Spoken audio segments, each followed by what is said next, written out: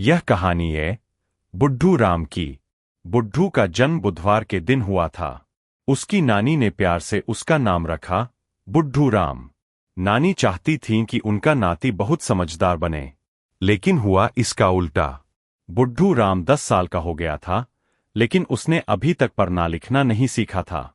माँ उसे स्कूल छोड़कर आती, पर वह फिर घर भाग आता। सारा दिन खेलता, खाता पीता और सो जाता। कोई काम नहीं करता था। धीरे धीरे लोग उसे बुड्ढू कहने लगे, यानी सीधा सादा पर अनजान। एक दिन बुड्ढू ने जिद पकड़ ली, मुझे नानी के घर जाना है। माँ ने सोचा, ठीक है, यहां भी क्या करता है, जाने दो। बुड्ढू ने नए कपड़े पहने, नई जूती डाली, जो चलते समय चींची करती थी। वह बहुत खुश था। माँ ने मुस्कराते हुए कहा, उड़ जा बेटा, उड़ जा। और बुड्ढू रास्ते भर यही बोलता गया, उड़ जा, उड़ जा। रास्ते में एक शिकारी ने पंछियों को पकड़ने के लिए जाल बिछाया हुआ था। जैसे ही बुड्ढू वहां पहुंचा, उसकी जूतियों की आवाज और उसके शब्द सुनकर सारे पंछी उड़ गए।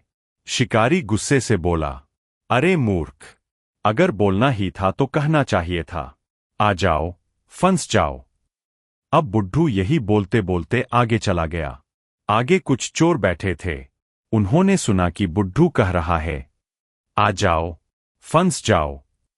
वे नाराज हुए और बोले, अगर बोलना है तो कह, लाओ जी, रख दो जी। बुड्ढू फिर यही बोलता हुआ आगे बढ़ गया। थोड़ी दूर एक गांव में किसी युवा की अर्थी जा रही थी। माहौल दुखी था, लोग रो रहे थे, और बुड्ढू ऊंची आवाज में बोला, लाओ जी, रख दो जी। लोग गुस्से से भर गए। एक बुजुर्ग ने कहा, अरे, यहां तो सब कहते हैं, ऐसी बात किसी के साथ न हो। अब बुड्ढू यही वाक्य दोहराता हुआ आगे चला, ऐसी बात किसी के साथ न हो। अगले गांव में एक लड़की की शादी थी। घर में खुशियां ही खुशियां थीं।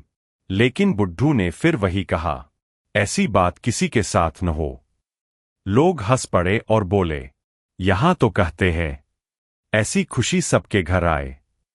बुड्ढू फिर यही बोलने लगा। आगे चलकर उसने देखा, एक किसान की पकी फसल में आग लगी थी। लोग आग बुझा रहे थे, और बुड्ढू जोर से बोला, ऐसी खुशी सबके घर आए। किसान बहुत गुस्सा हुआ, चुप हो जा, यह कैसी खुशी है।